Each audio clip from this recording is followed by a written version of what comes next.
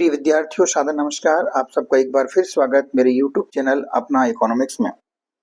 निदानात्मक कक्षाओं हेतु मॉड्यूल प्राप्त हुए हैं, जिसमें सामाजिक विज्ञान विषय के मॉड्यूल के हल मैं आपको समय समय पे उपलब्ध करा रहा हूं। तो आज की कक्षा में, आज के वीडियो में आपको मिलेंगे लोकतांत्रिक राजनीति विषय के संघवाद नामक अध्याय के वस्तुनिष्ठ प्रश्न। तो आइए शुरुआत करते हैं। इस पाठ से आपको 4 अंक के प्रश्न पूछे जाएंगे, तो जिसमें वस्तुनिष्ठ प्रकार के प्रश्न भी संभावना है कि 1 या 2 प्रश्न इसमें से वस्तुनिष्ठ प्रकार के रहेंगे। तो आइए इन प्रश्नों की शुरुआत करते हैं। पहला प्रश्न है, राज्य पुनर्गठन आयोग की स्थापना हुई। सही उत्तर है 22 दिसंबर 1953 को। संविधान का रक्षक कहा जाता है, तो संविधान का रक्षक किसे कहा जाता है? सर्वोच्च न्यायालय को कहा जाता है। हमारा सही उत्तर हो जाएगा सर्वोच्च न्यायालय। केंद्र और राज्य सरकारें दोनों कानून बना सकती हैं। किस पर दोनों कानून बनाएंगी? समवर्ती सूची पर। शिक्षा किस सूची का विषय है? शिक्षा समवर्ती सूची का विषय है। ग्रामीण स्थानीय सरकार किस नाम से लोकप्रिय है? तो ग्रामीण स्थानीय सरकार पंचायती राज के नाम से लोकप्रिय है। संघ सूची का विषय नहीं है, तो 3 विकल्प जो दिए हैं, मुद्रा, बैंकिंग और विदेशी मामले, ये संघ सूची के विषय हैं, जबकि कानून और व्यवस्था संघ सूची का विषय नहीं है। रिक्त स्थानों की पूर्ति करना है। पहले रिक्त स्थानों भरना है। संघ यानी भारतीय संविधान ने भारत को राज्यों का संघ घोषित किया है। दूसरे रिक्त स्थान में आएगा 8वीं। भारतीय संविधान में भाषाओं को 8वीं अनुसूची में रखा गया है। तीसरे रिक्त स्थान में भरना है त्रिस्तरीय पंचायती राज पर। सेंटेंस हो जाएगा आपका 73वां संविधान संशोधन त्रिस्तरीय पंचायती राज पर आधारित है। नगर निगम का मुखिया रिक्त स्थान होता है, तो यहाँ पे हमें महापौर या फिर मेयर लिखना है। नगर निगम का मुखिया महापौर या मेयर कहलाता है। ग्राम पंचायत का मुखिया सरपंच होता है। इसके बाद में हम आगे इन प्रश्नों की चर्चा करते हैं जो सत्ता वाले हैं। पहला इसमें प्रश्न है कि भारत 28 राज्य तथा 10 केंद्र शासित राज्य हैं। तो भारत में 28 राज्य तो हैं, लेकिन केंद्र शासित राज्य 10 नहीं है, बल्कि कितने हैं? 8 हैं। इस कारण से हमारा ये कथन कैसा है? असत्य है। समवर्ती सूची में 97 विषय हैं, यह कथन भी असत्य है, क्योंकि समवर्ती सूची में 52 विषय 52 विषय शामिल हैं। ग्राम पंचायत का मुखिया पंच होता है, यह कथन भी असत्य है, क्योंकि ग्राम पंचायत का मुखिया सरपंच होता है। संविधान का रक्षक कार्यपालिका है, यह कथन असत्य है, क्योंकि सर्वोच्च न्यायालय संविधान का रक्षक है। भारत देश 1950 में स्वतंत्र हुआ, यह कथन भी असत्य है, क्योंकि भारत देश को स्वतंत्रता 1947 में मिली।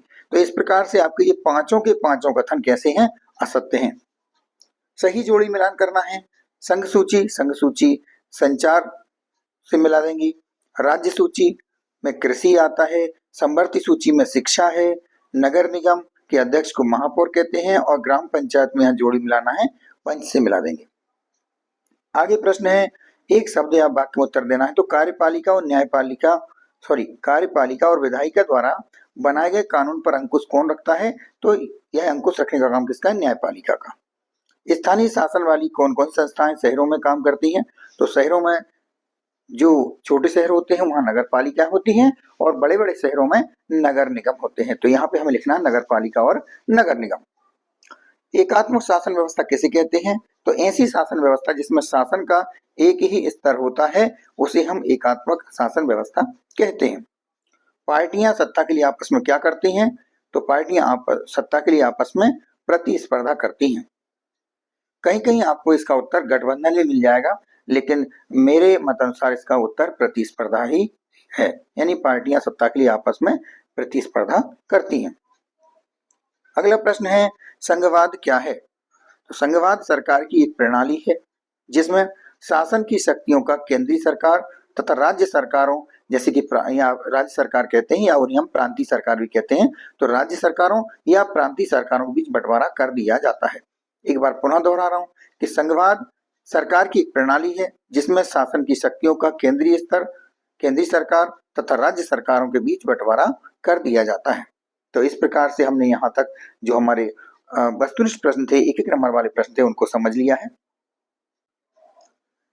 इसके बाद हम बात करते हैं जो अति लघु उत्तरीय प्रश्न हैं, यानी कि 2-2 नंबर वाले प्रश्न जो पूछे जा सकते हैं, तो आप यहाँ से प्रश्न देख सकते हैं और आपको जो उत्तर याद हो, पहले से याद है तो आप उसको तैयार रखें, उसे तैयार करें।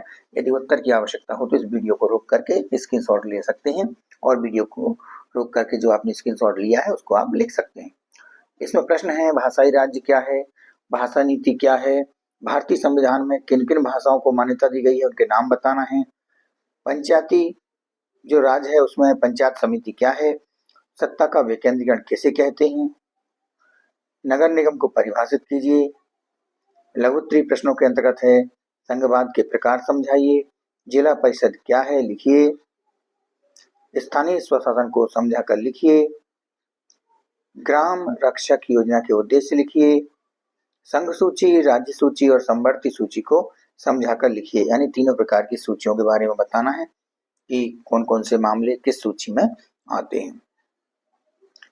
1992 पंचायती राज व्यवस्था के प्रमुख प्रावधान बताना है। इसके बाद स्थानीय स्वशासन क्या है इसका वर्णन करना है। अगला प्रश्न इसमें है विकेंद्रीकरण के महत्व का वर्णन कीजिए। अगला प्रश्न पंचायती राज ने भारत में लोकतंत्र को किस तरह मजबूत किया है इसकी व्याख्या करना है। और संघीय व्यवस्था में केंद्र और राज्य सरकारों की सत्ता का विभाजन कैसे होता है। तो इसके बाद हम अगले वीडियो में मिलेंगे जाति, धर्म और लैंगिक मसले के साथ।